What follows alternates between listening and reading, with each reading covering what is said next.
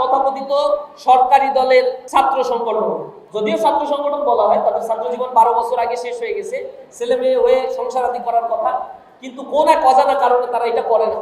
যদিও তারা জানে কোনোদিন ওই দলের কেন্দ্রীয় সভাপতি হওয়া তাদের পক্ষে সম্ভব না। এই দলের যে পর্যন্ত তারা আসছে, ওই কলেজ সভাপতি, বিশ্ববিদ্যালয়ের সভাপতি, ওইটাই তাদের জীবনের সর্বশেষ জায়গা।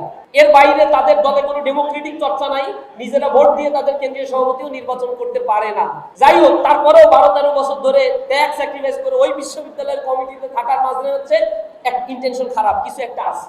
প্রত্যেকটি বিশ্ববিদ্যালয়, অ্যাডমিনিস্ট্রেশন, জুডিশিয়ারি, ডিফেন্স ফোর্স গুলোতে আবার রয়েছে পিএসসি সংস্কার করা হয় নাই। নিয়োগ চাকরির ক্ষেত্রে এখনো পর্যন্ত দলীয়করণের ভিত্তিতে নিয়োগ নেওয়া হচ্ছে। সরকারকে আমরা সতর্ক করেছি, মেধার মূল্যায়ন যদি না করা হয় আর তালিকা নিয়ে যদি এখনো চাকরির বন্দোবস্ত করার চিন্তা করা হয়, ফ্যাসিবাদী হাসিনার যে পতন হয়েছে তার চাইতে করুণ পরিণতি আপনাদেরকে বরণ করতে হবে। মেধার ভিত্তিতে একটা রাষ্ট্র গঠিত হবে।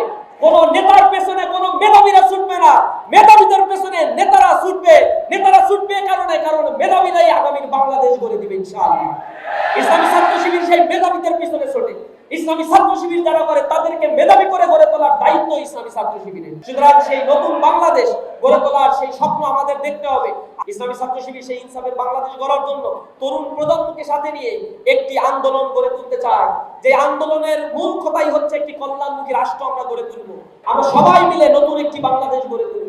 আমরা হব ভোর বিহানে পাখির কলরব, জাগিয়ে দেব ঘুমিয়ে থাকা মানুষগুলো সব। প্রত্যেকটা অন্ধকারের বুকে কুঠারাঘাত করে প্রভাতের রাঙা সূর্য উদয় ঘটিয়ে আমরা এই বাংলাদেশকে গড়ে তুলব।